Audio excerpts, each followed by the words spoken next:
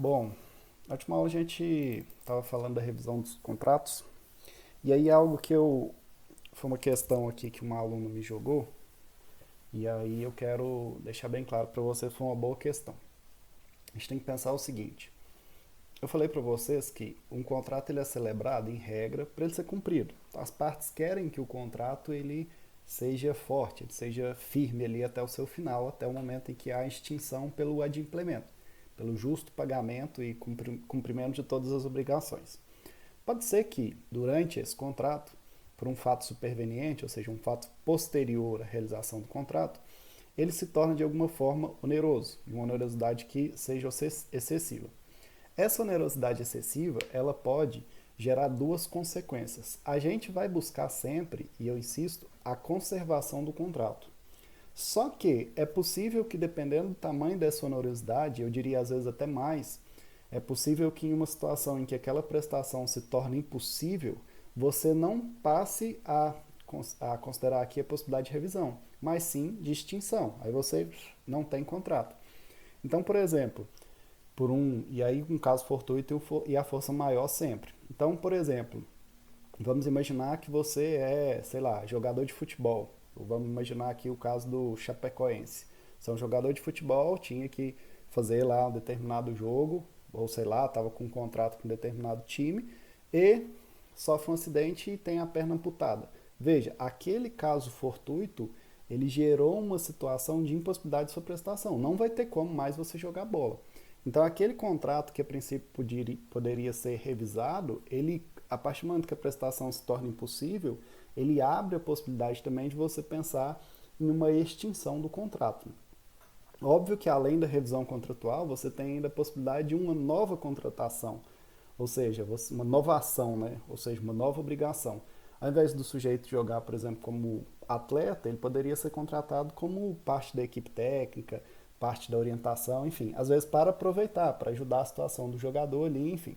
Você tem N possibilidades. Mas para dizer para vocês o seguinte, quando a gente fala de revisão judicial, eu já falo para vocês aqui que você necessita de um fato superveniente, que ocorre depois da contratação, e de uma imprevisibilidade, um caso fortuito ou força maior principalmente. Só que esse caso fortuito ou força maior, ele pode ser de grande porte a ponto de que a prestação se torne impossível. E aí, se tornando impossível aquela prestação, você vai extinguir o contrato, não tem como pensar numa revisão, ok? Os exemplos que geralmente a doutrina dá quando está falando lá de obrigações é o cavalinho que está no pasto e aí vem uma chuva, enchente totalmente inesperada e ele morre afogado. Então veja, o cavalinho que seria vendido não existe mais. O que você faz? Extingue aquele contrato, impossibilidade da prestação. Mas lembrar, a gente sempre corre atrás de conservar o contrato. É a conservação do negócio jurídico e para isso a revisão contratual ela se mostra como um mecanismo, dizer assim, um instrumento extremamente importante. Falamos lá, para lembrar aqui, que a revisão ela tem duas lógicas completamente diferentes, uma do Código Civil, a outra do Código de Defesa do Consumidor. Começamos falando da revisão contratual do Código Civil, que é, para a maioria da doutrina, consagrada pela teoria da imprevisão. A teoria da imprevisão vai trabalhar com a cláusula rebus sic stantibus, ou seja, enquanto as coisas durem, ou enquanto as coisas assim estão. E vamos dizer o seguinte, essa teoria vai se sustentar no seguinte: é possível que você tenha uma revisão judicial do contrato, desde que ocorra um fato superveniente, um fato que seja posterior à contratação, de maneira imprevisível e que gere um desequilíbrio contratual muito grande por meio daquilo que a gente chama de onerosidade excessiva. Para a maioria da doutrina, uma onerosidade excessiva de cunho objetivo, que interfere em algo relacionado ao próprio contrato, interno ao contrato e não relacionado aos contratantes. Vimos aqui que a revisão judicial ela se pauta principalmente nesses dois artigos aqui do Código, o 317 e o 478. E veja que o artigo 478, até abrir o código aqui para vocês. O 478, ele nem é um artigo dentro da revisão, ele está na resolução, e resolução é uma espécie de extinção. Então veja, nos contratos de execução continuada ou diferida, Se a prestação de uma das partes se tornar excessivamente onerosa, com extrema vantagem para outra, em razão em virtude, né, de acontecimentos extraordinários e imprevisíveis, poderá o devedor pedir a resolução do contrato. Ou seja, poderá o devedor simplesmente pedir que o contrato seja extinto. Então, mais uma vez, insisto com vocês, a gente busca sempre a conservação do negócio jurídico, do contrato. E é exatamente por isso que a revisão ela surge como um instrumento muito importante. Mas pode ser que essa onerosidade excessiva, ou mesmo a impossibilidade da prestação que venha de um acontecimento imprevisível, e aqui pelo artigo também extraordinário, ele possa também justificar uma resolução do contrato, sessão do contrato. Cada parte vai para o seu canto, cada um assume seu prejuízo, e aquele contrato ele já não terá mais nenhum tipo de vigência, nenhum tipo de obrigatoriedade ali, ok? Então, vimos aqui 317 e 478, dois artigos importantes, junto com o 479, que vai falar que a resolução pode ser evitada, desde que você ofereça ao réu a possibilidade de modificar as condições do contrato ali, e condições a gente vai entender como cláusulas. Beleza. Falamos dos vários requisitos aqui da revisão. O contrato precisa ser bilateral, o contrato precisa ser oneroso, ele precisa ser comutativo, precisa ter execução diferida ou ser de trato sucessivo, precisa de um motivo imprevisível para a maioria da doutrina, para outra parte da doutrina, acontecimento imprevisível e, além disso, extraordinário, e você precisa da onerosidade excessiva, que é a quebra do sinalagma aqui, ou a gente vai chamar de desequilíbrio contratual, quando uma parte ela suporta um grande prejuízo na relação aqui. Então, vimos também que para a maioria da doutrina não é preciso que uma parte esteja lucrando, você só precisa de um desequilíbrio, de uma desigualdade muito grande, e essa onerosidade ela pode ser tanto objetiva, interna ao próprio contrato, como eu falei para vocês, quando o seu contrato, que era de um valor X, ele se torna um contrato extremamente oneroso dentro da lógica do mercado ali. Vamos imaginar seu aluguel, que você paga R$ 1.800, de repente ele se torna extremamente oneroso porque houve uma queda nos valores imobiliários ali da região e você alugaria o mesmo imóvel por R$ 1.000, né? Vamos imaginar aqui um exemplo bem grotesco. Enquanto a onerosidade subjetiva estaria relacionada às partes ali. Em razão da pandemia, você ficou recebendo 30% a mais porque a sua empresa, onde você trabalhava, ela aderiu àquela medida provisória do governo que permitia essa redução do salário. Então, em razão disso, você pede a revisão do seu contrato de locação porque teve uma onerosidade, um desequilíbrio dentro de você como parte contratual. O seu rendimento mensal reduziu-se. E aí foi onde nós paramos. E para seguirmos aqui, vamos apontar mais um requisito, que é o seguinte. Depositar, é preciso depositar o valor incontroverso em juízo. Isso aqui é legal. Oh, caramba. Nos termos do artigo 330, parágrafo 2º e 3º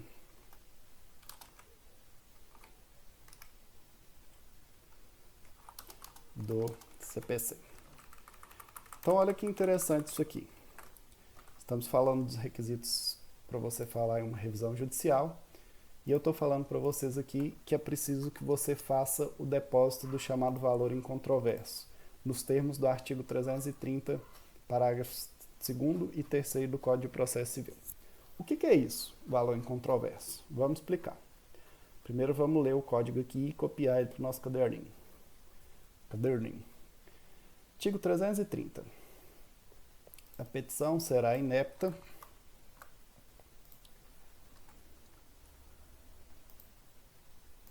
e aí vem aqui as possibilidades de você falar em inépcia da inicial.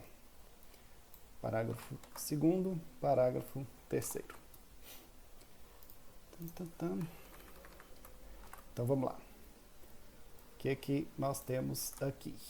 Só um minutinho. Deixa Deixa eu jogar isso aqui tudo para cá. Isso aqui para cá. Então vamos lá. A petição inicial será indeferida quando? Nas ações que tenham por objeto a revisão, então vamos destacar isso aqui.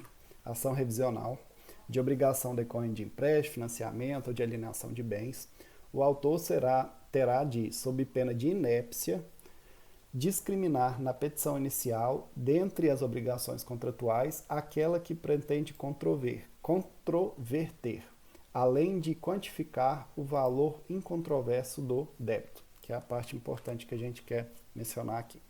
Na hipótese do parágrafo 2º, o valor incontroverso deverá continuar a ser pago no tempo e modo contratado. E é aqui o que a gente vai chamar de depósito judicial, por meio de um depósito judicial. Então, o que isso significa? Vamos pensar aqui um exemplo hipotético. Eu tenho um determinado imóvel que eu alugo no shopping. Então, eu tenho lá, pago, sei lá, R$3.000 por aluguel mensal de uma loja no shopping, lá um imóvel. Aí vem a pandemia, eu fico fechado por 2, 3 meses, os valores de aluguéis em shoppings caem absurdamente, os R$3.000 que eu pagava se torna extremamente oneroso, e um imóvel semelhante ao meu, eu consigo lá alugar tranquilamente por R$1.800. Então veja, eu, na minha situação, parado, sem vender, precisando reajustar aquilo ali para poder sobreviver, manter a minha empresa firme, preciso promover uma revisão judicial. O que eu pretendo nessa revisão? Que tenha um reajuste no valor do aluguel. De 3.000, eu preciso que ele caia para 1.800. Então veja, quando eu falo depositar o valor incontroverso, significa que eu, como parte que pretendo a revisão, tenho que informar qual é o valor que eu acho que é o valor adequado para a minha revisão. Ou seja, eu tenho que indicar qual é o valor que adequaria aquele contrato, retirando dele a onerosidade excessiva. Por que esse valor é considerado incontroverso? Porque se eu, que quero a revisão, acho, por exemplo, que o 1.800 está bom, significa que a outra parte ela pode querer mais, ela pode querer 2.500, mas menos de 1.800 ela não vai, de forma alguma, pleitear. Por quê? Porque ela é a parte que está sendo acreedora na situação. Então, o valor incontroverso é aquele valor que a própria parte que pretende a revisão, ela já demonstra e entende que é um valor razoável. E é óbvio que quando você pensa em revisão judicial, tudo precisa ser provado.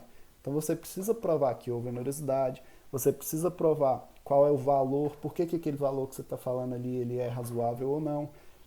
Então veja que tudo isso que vem aqui, ó, discriminar na petição inicial, além das obrigações contratuais, né, que se pretende mudar ali, o valor incontroverso do débito. E olha, ainda eu falo o seguinte, esse valor deverá continuar a ser pago todo mês, né, ou seja, no tempo, e do modo que foi combinado ali, por meio de um depósito judicial. Ou seja, você faz o pagamento, uma conta bancária vinculada àquele processo de revisão ali. Então veja que isso é uma exigência para você falar em revisão judicial.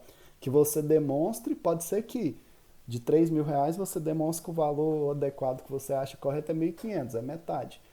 Se você entende isso, beleza, mas pague esses R$1.500, que é o chamado valor incontroverso, todo mês, bonitinho, demonstrando inclusive a sua boa fé, a sua intenção de continuar contratando, de ajustar aquele contrato lá, para que ele tenha, obviamente, a sua finalidade maior de manter a contratação, ok? Então, um dos requisitos para a possibilidade de revisão judicial é que você tenha que depositar o valor incontroverso em juízo, tal qual do tempo e modo que havia no contrato ali. Aquele valor que você designa ali ou descreve como valor ideal, que vai retirar esse desequilíbrio, que vai retirar a onerosidade excessiva, você vai depositar isso em juízo, mantendo, obviamente, vou até colocar isso aqui, preservando, obviamente, a própria boa-fé objetiva. R$3.000 está caro, eu entendo que 1.800 é um valor razoável, então já vem, puf, aqui, ó, deposito os R$1.800 para outra parte, já sabendo ali, sendo citada para poder apresentar a defesa, já tenha, inclusive, um valor ali, digamos, para satisfazer, né, o seu crédito, que obviamente ficaria em aberto não fosse isso. Um outro requisito importante aqui, não é nem requisito, vamos colocar assim, uma atenção, é que para a promoção ou para promover uma revisão judicial, não é preciso que o devedor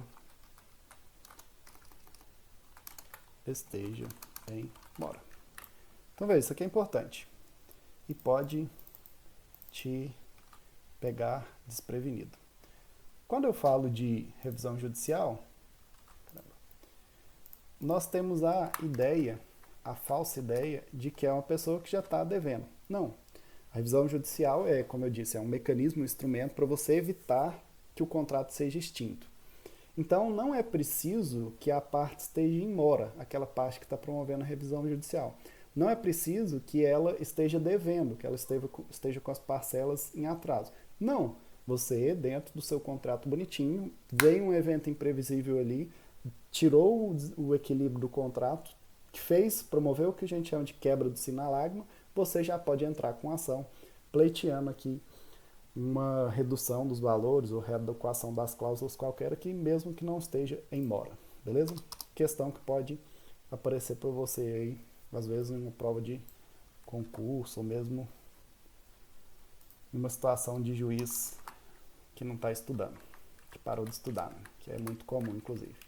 O juiz indefere sua inicial falando que não há razão para você pleitear a revisão judicial porque não está em mora. Um exemplo de problema prático que você poderia encarar aí. Aí nós finalizamos aqui para falar da revisão contratual no Código de Defesa do Consumidor. Então veja, primeiro ponto, eu desloquei aquela revisão que a gente fez. Oh, caramba. Eu pulo isso aqui, eu quero ver. Eu desloquei aquela revisão que a gente fez do Código de Defesa do Consumidor aqui para o final, para ficar mais esteticamente mais bonito. Mas para dizer para vocês o seguinte, fechamos então a revisão judicial aqui dos contratos, né, no Código Civil. É isso, os requisitos, as possibilidades, as exigências. E aí agora a gente precisa falar da revisão contratual, mas agora na relação de consumo. E aí, como eu falei para vocês, a relação de consumo ela necessita desses três personagens aqui: consumidor, fornecedor e um produto ou serviço. Lembrar que o consumidor é aquele que, em regra, não lucra. Todo dia eu escrevo essa palavra errada, né? Consome. É aquele que não lucra, aquele que consome efetivamente, o destinatário final. Fornecedor é aquele que desenvolve atividade, aquele que obtém um lucro naquela venda ali, naquela negociação, prestação de serviço. E o produto é qualquer bem móvel, imóvel, material e imaterial, serviço é qualquer tipo de atividade fornecida no mercado, salvo aquelas de caráter trabalhista. Então, beleza. Fechou isso aqui, você tem uma relação de consumo. Como funciona a revisão judicial dos contratos de consumo? No CDC, a revisão judicial encontra-se prevista no artigo 6º, inciso 5. A revisão judicial encontra-se prevista no artigo 6º, inciso 5. Vamos abrir ele aqui. CDC, Código de Defesa do Consumidor. O que ele está nos ensinando?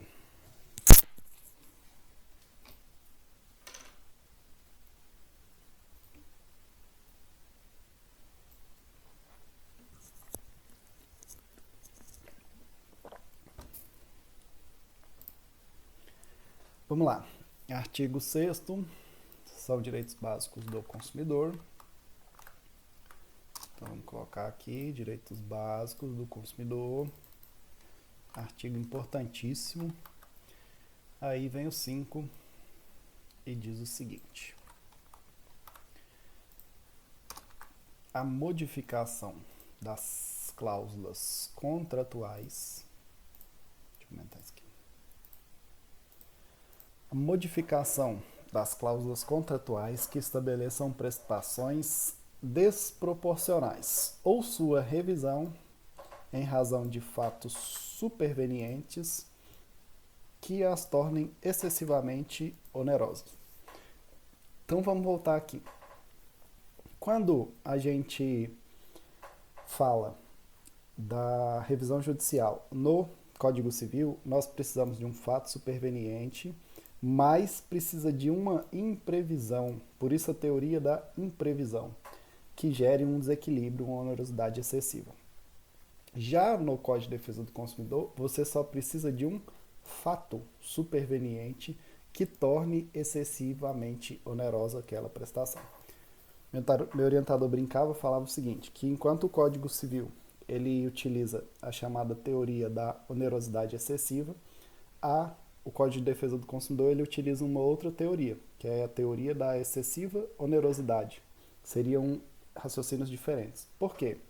Porque aqui você não necessita de uma imprevisibilidade. Você só precisa de um fato posterior que gere ou que torne aquela prestação ali de forma desequilibrada. Ainda assim, é preciso a gente tomar cuidado com isso aqui, ó. Vou colocar aqui, cuidado. Quando você abre o artigo 6º, inciso 5, ele vai falar aqui o seguinte: é possível a modificação de cláusulas que estabeleçam prestações desproporcionais. Veja, você pode modificar cláusulas mesmo que não tenha sequer o que um fato superveniente. Você pode modificar cláusulas desde que elas sejam desproporcionais e ponto final. O único requisito que haja uma desproporção, que seja excessivamente onerosa. E veja que lá no Código Civil, isso aqui é o que a gente chama de teoria. Vamos escrever isso aqui. É possível a revisão judicial de um contrato desde que existam prestações desproporcionais,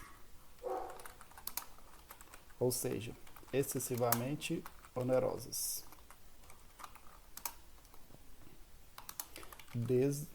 Colocar assim, é possível a revisão judicial de um contrato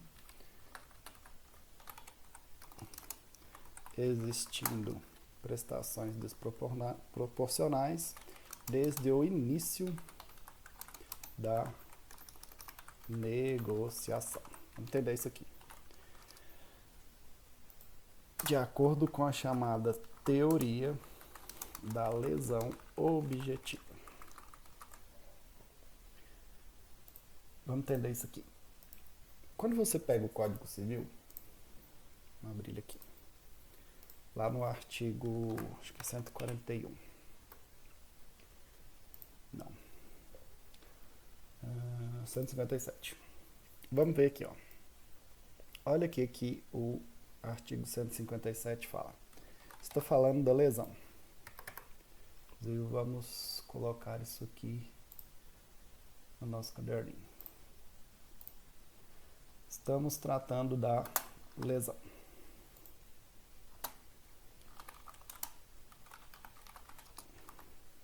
O Código Civil, no artigo 157, ele fala o seguinte: ocorre lesão quando uma pessoa, sob premente necessidade ou por inexperiência, se obriga à prestação manifestamente desproporcional ao valor da prestação oposta. O que o código está falando? Ele está falando que quando uma pessoa está em grande necessidade, ela precisa de algo, ou mesmo que seja por inexperiência, veja, você tem características aqui subjetivas. Se obriga à prestação manifestamente desproporcional, aqui você tem uma característica objetiva. Ao valor da prestação, é possível você falar que aquele negócio jurídico está viciado, ou seja, ele tem um defeito, como está lá no Código Civil, por suportar à parte uma lesão. Então vamos lembrar aqui. Quando estamos falando aqui de defeitos do negócio jurídico, nós estamos falando de algum problema que envolve a vontade da parte contratante. A vontade daquela parte ali não era uma vontade livre, como ocorre, por exemplo, na coação. Aquele sujeito que é fundado ali num temor de dano iminente, ele acaba assinando um contrato com outra parte ali, um negócio jurídico. Os exemplos clássicos é a pessoa que ameaça a outra. Oh, se você não me doar isso aqui, eu vou te matar. Isso seria uma coação. Por que esse negócio jurídico aqui, contrato de doação, ele é inválido? Ele não é um contrato que a gente pode falar assim, intolerável. Porque a vontade da parte é viciada. Aquela vontade não era livre. A vontade só apareceu no contrato porque existia uma coação ali por trás. O mesmo ocorre com a lesão, que é também um defeito do negócio jurídico. Ou seja, o que é a lesão? É um evento que vai interferir na livre vontade da parte, de modo que ela não contratou daquela forma, não porque ela efetivamente queria, tinha vontade, tinha intenção, mas porque existia um vício por trás que a interferiu ali no momento de manifestar a sua autonomia. Esse vício, ele surge de duas formas. Primeiro, ou a pessoa é inexperiente naquele assunto ali, e aí tem jurisprudência legal da pessoa encanador, né, cobrando valor altíssimo para poder fazer um serviço em caso de pessoa idosa, que não tem noção da facilidade daquilo, né? Às vezes trocar um cano, o cara cobra lá R$ 3.000. Ou mesmo por inexperiência, e aí a parte acaba se obrigando a uma prestação muito mais, vamos dizer assim, mais onerosa do que a outra parte, ok? Então, veja, a lesão, e eu insisto com vocês, todos esses defeitos aqui do negócio jurídico, eles vão gerar o que a gente vai chamar de possibilidade de anulação do negócio jurídico. Tá aqui, ó, no 171. Ó, além dos casos expressamente em lei, é anulável o negócio jurídico por vício resultante do erro, dolo, coação, estado de perigo, lesão e fraude contra credores. Então tá a lesão aqui. O que eu estou falando para vocês? Um contrato celebrado por uma parte inexperiente ou que estava em necessidade e que colocou ela com uma prestação excessivamente onerosa, ele pode ser anulado. Ou seja, extingue o contrato. Anula, não existe contrato. Mas não é isso que a gente quer. A gente quer que o contrato continue vigente. O que a gente faz nessa situação? Vamos trabalhar com a revisão judicial, ok? Só que o que eu estou falando para vocês é que o Código de Defesa do Consumidor, ele não trabalha com essa lesão subjetiva. Ou seja, você não precisa provar inexperiência, você não precisa provar necessidade. O que você precisa provar? Que a prestação é excessivamente onerosa. Puf, ponto final. Por isso que é um tipo de lesão que a gente vai chamar de objetiva. Ou seja, você só precisa que aquele objeto, que as questões ali, objetivos do contrato em si, ou seja, aquilo que envolve as prestações, estejam de forma desproporcional, desadequada, desequilibrada. Só isso já basta para você ter a atuação estatal promovendo aquela revisão judicial ali. Ok? Diferente do Código Civil. Vou até colocar aqui. Teoria aplicada pelo Código Civil.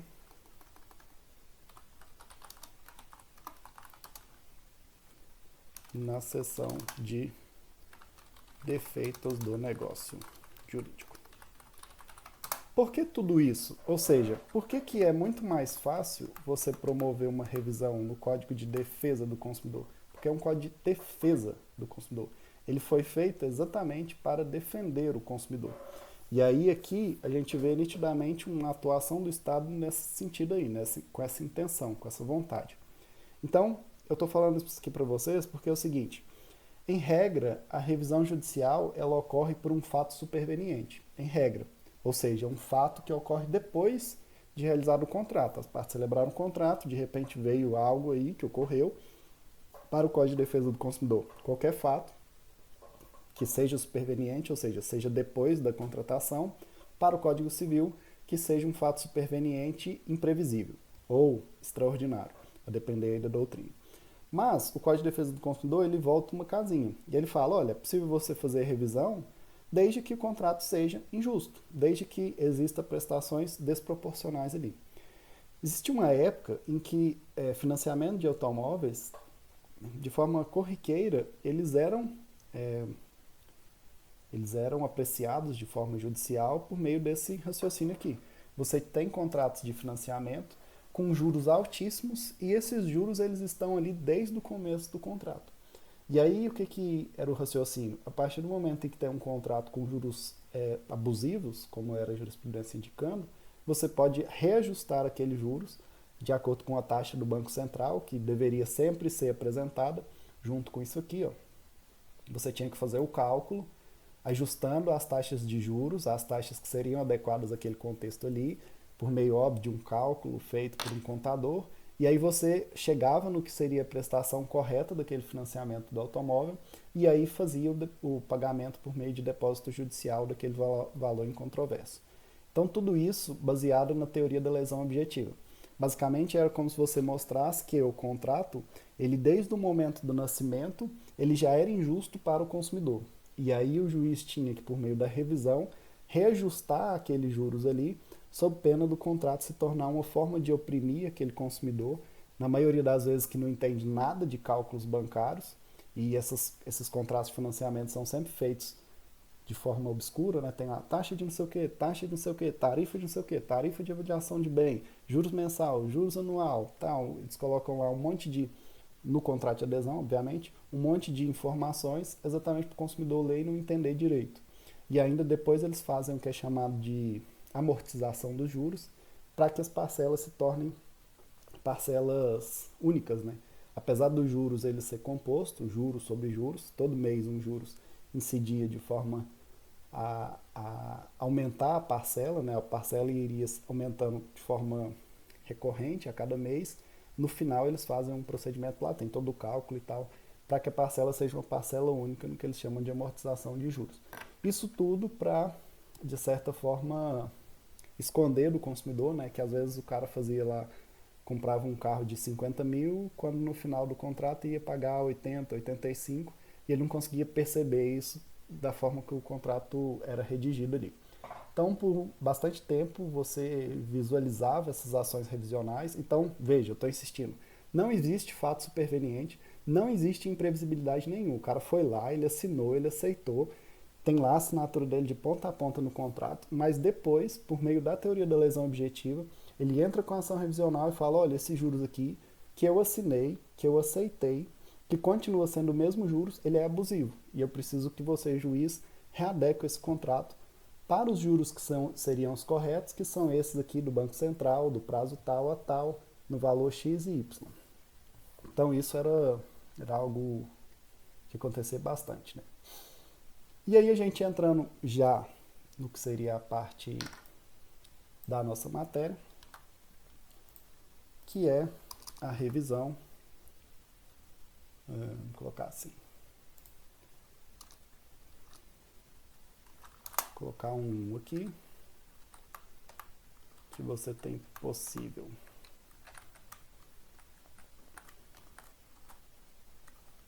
Deixar assim mesmo. Você tem a possibilidade da revisão judicial do contrato sem um fato superveniente, ou seja, o contrato ele já nasce com um problema, e é por isso que você vai promover a revisão judicial dele, e você tem uma segunda possibilidade, que é o contrato nasce bonitinho, ele nasce perfeito, mas existe um fato superveniente, ou seja, um fato posterior que torne aquele contrato excessivamente oneroso. Então, seria aqui o exemplo, que é o que a doutrina trabalha, de contratos em que você tinha, sei lá, mesmo um financiamento, mas que a taxa de juros ela era atrelada ao valor do dólar. E aí o dólar dispara, e aí o dólar disparando você tem um fato superveniente, ou seja, o disparar do dólar, para não dizer, para alguns autores, imprevisível inclusive, que vai gerar uma excessiva onerosidade e isso aqui vai justificar a revisão contratual. Então veja o seguinte, no Código de Defesa do Consumidor, a revisão ela é muito mais fácil, os requisitos são muito mais brandos. Então a chance de você conseguir promover essa revisão, ela é muito maior, diferentemente do contrato no Código Civil, em que você tem uma porção de requisitos, como eu mostrei aqui para vocês, contrato ser bilateral, oneroso, comutativo, execução diferida ou trato sucessivo, motivo imprevisível, onerosidade excessiva. Então, você tem uma porção de requisitos com base na teoria da imprevisão, enquanto aqui, no Código de Defesa do Consumidor, inclusive tem uma teoria aqui, a revisão judicial encontra-se prevista no artigo 6º, inciso 5, com base na teoria da base objetiva do contrato, segundo o qual. Então isso aqui é importante. Se lá no Código Civil você utiliza a teoria da imprevisão, aqui no Código de Defesa do Consumidor você utiliza a chamada teoria da base objetiva do contrato. Ou seja, a partir do momento em que aquele contrato ele perde a sua base objetiva de igualdade, ele se torna desigual, desproporcional, por excessiva onerosidade, você precisa promover a revisão dele, independentemente de ter ou não uma imprevisibilidade ali. Ok? O que é legal a gente mencionar aqui? Você tem um autor que é o chamado, isso aqui pode cair muito numa prova, por ser novidade. Um autor que se chama Anderson Schreiber. Ele vai falar o seguinte: muitas legislações, elas têm o que nós vamos chamar aqui de dever de renegociação. Isso aqui é interessantíssimo. O que é? Qual é a ideia? Segundo o professor Anderson Schreiber, quando você fala em um contrato, a gente tem que lembrar sempre que um dos mais importantes princípios que se tem é o princípio da boa-fé objetiva. E um desses pilares da boa-fé objetiva que a gente viu é o dever dos deveres anexos ali, dentre os quais a solidariedade, a cooperação, enfim. E aí qual é a ideia? A ideia é a seguinte: quando você tem uma onerosidade qualquer no contrato, você tem o dever, veja, aqui é dever mesmo, uma obrigação. Você tem um dever de informar a outra parte que está passando por aquela situação. Então, basicamente, seria o seguinte: eu tenho lá um determinado contrato, sei lá, de locação, e esse contrato se tornou excessivamente oneroso. Beleza. O que eu tenho como dever, como locatário? De informar o meu locador que aquele contrato está muito oneroso para mim, que eu preciso promover o reajuste e, preferencialmente, já indicando qual seria o valor que eu entendo justo. Por que isso? Porque pode ser que aquele sujeito ele prefira negociar comigo a passar por um processo judicial, contratar advogado, envolve custo, envolve insegurança, envolve uma porção de outros fatores que vão onerar não só o Estado, mas como vão também apresentar em algumas situações como se fosse que ele fala lá, como se fosse um golpe, né, nas costas da pessoa. Porque imagina, você está lá no seu contrato bonitinho, você como credor, de repente, uma ação te citando para você ir lá, que tem uma revisão judicial. Às vezes você nem sabe da situação da outra pessoa. E aí já gera aquele desconforto, que a gente sabe que processo é briga, processo é confronto, processo é conflito de interesse, é exatamente a lide. A lide só existe quando você tem conflitos de interesse, tem posicionamentos ali diversos e em conflito.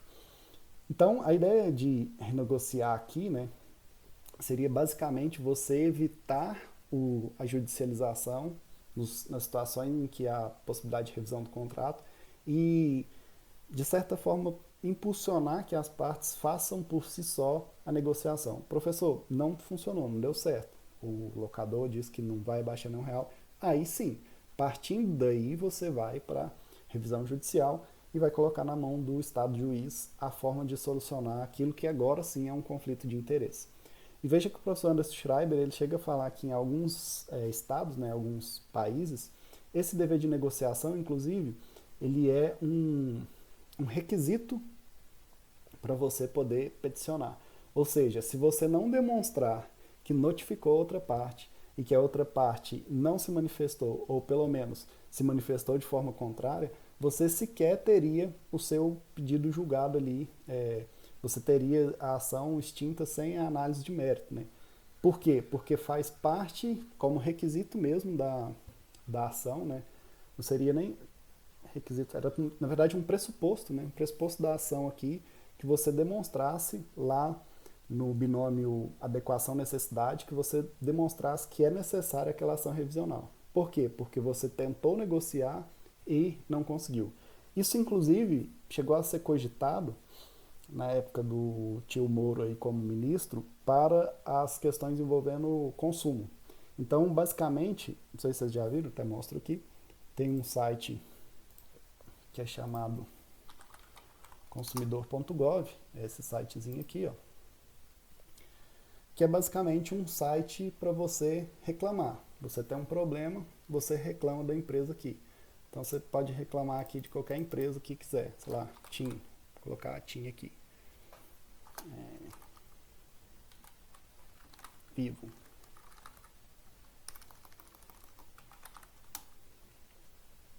Vivo Telefônica. Então você abre aqui, então veja, tem uma porção de informações aqui, de quantidade de reclamações, enfim. Dá para você reclamar. A ideia aqui é mostrar para você se dá para você reclamar. O que era a proposta? A proposta era que o consumidor tivesse que reclamar ali primeiro. Antes de entrar com ação no juizado especial, na justiça comum, enfim, onde fosse, ele precisava tentar resolver o seu problema de forma extrajudicial. Se ele não demonstrasse o linkzinho aqui do site, ele não poderia entrar com a petição inicial.